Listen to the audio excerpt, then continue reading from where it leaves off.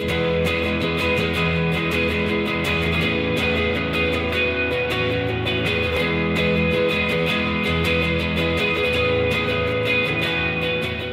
about the record, Gemini? When did you record it and how long it took to record it? I started recording it last summer, I guess. Or no, I don't know. I always say I recorded it last summer, but now at this point it's kind of, it was a little over a year ago. And I like started recording some of the songs while I was on break during the summer. Then I went back to school. And kind of every once in a while would record something, but it ended up taking me about 6 months altogether because once I was back at school I was so busy I couldn't really concentrate on it as much as I wanted to. Okay, what about the recording? I know you are a kind of lo-fi musician, so how do you manage it? Well, I had a really small apartment when I was living in Blacksburg. Where? In Blacksburg, where I went to school. And it was just a really small, like, it wasn't even like a one-bedroom, it was like literally a one-room apartment, which is great. But, so like I had my bed and then I had my little table. I pretty much recorded it all in GarageBand, which is like comes standard on Macs, you know, it's like nothing special whatsoever.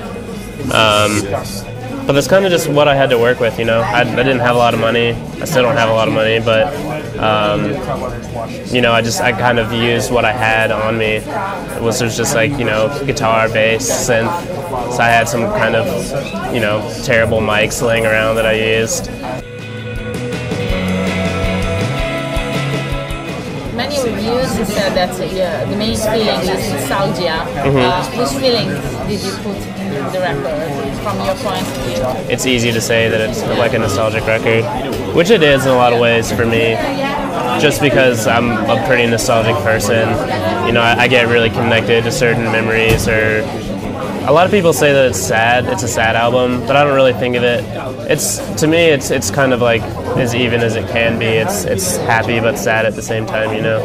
It's at the end, by the time the record's done, I think it's kind of a hopeful record, and it's more just maybe nostalgic in the sense that it's kind of about like just growing up and kind of like, because I wrote it at a time when I was kind of your girlfriend. Yeah, definitely a lot of, you know, love songs and stuff, and kind of just, you know, kind of just riding out a wavy period of life, I think. What about capture tracks? So when and how did you meet Mike Tyson? I added the label on MySpace a while ago, and I think it was maybe like 3 days or so after I added, I got a message from Mike. It was really vague. It was only like one sentence. It was just like, "Hey, I like this. Do you want to do a record?" And so I was just like, okay. Like I didn't know anything about how that sort of stuff worked at the time. Like I was totally just oblivious to everything.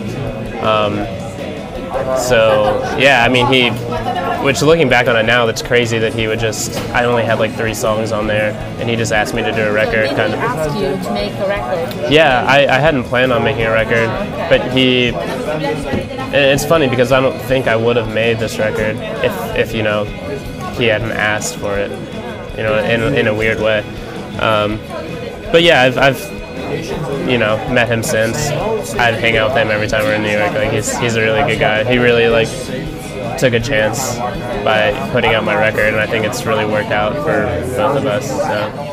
But to me, it was, I didn't record the way that I did because I wanted to be a lo-fi artist, you know?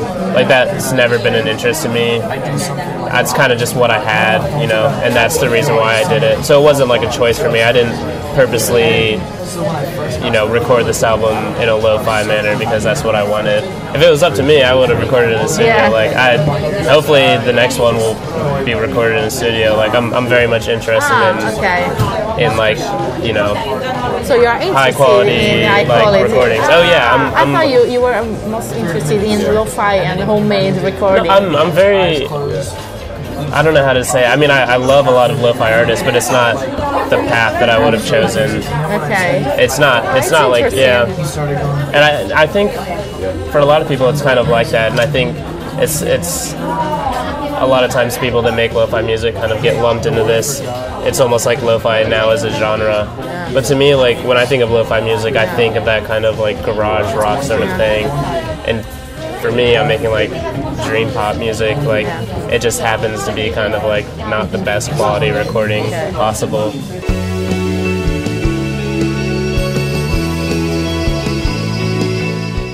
What about the band? Would you say that you're a one-man project or a kind of band? Yeah, we're definitely a band. Like, are they going to play with you in the future? Yeah, I mean, they'll be playing with me as long as they want to be playing with me. Okay. Yeah. To me, it's always been like, I wrote that record by myself with no intentions of ever playing it live because I never knew that I would have to. Oh, okay. So like it was very much me, and I'm still very much interested in the act of like recording. They've probably already asked you about the 3 most important records of your life. The Glow Part 2 by a band called The Microphones is actually, that was like my favorite record when I was 16, and it's kind of continued to be my favorite record for a lot of reasons. It's really like, I don't know if you've heard of it, it's really kind of like ramshackle, just like, I don't know. To me, that was kind of like the first sort of lo-fi album that I ever heard, in the sense that he did it all by himself, and kind of like, it's really messy, but it's really kind of beautiful at the same time. So that was really important to me and really inspired me, just I think as a, you know, songwriter, and just having like the courage to write songs even though you don't have like all the means to do so sometimes. Definitely The Queen is Dead. Yeah, sure. And last one? Oh gosh. I'm just a broken record. I mean, I always talk about the Smiths and My Bloody Valentine, so probably I'd say Isn't Anything over Loveless, but I love Loveless too. Have you ever heard The Wake? Oh yeah, I love The Wake. Because I could recognize something. Yeah, I love The Wake, but I wouldn't say that's like my favorite record. Yeah, in general, not just British music, but also Scottish music. It's quite similar. Okay. So what about the future? You told me something, but would you like to change? Would you like to do something different? I'm touring so much. It's kind of like lost what the band started for, I think. We've kind of just toured ourselves silly, so having a break will be good. But then we're going back out in February, doing like a full US tour. Okay. And then hopefully sometime I'll be able to start writing again. Okay. And something in hi-fi, not just lo-fi. Yeah. Okay. We'll see. I'm hoping it works out, but I'm pushing for it. Okay. If I have the money, I'll probably go broke.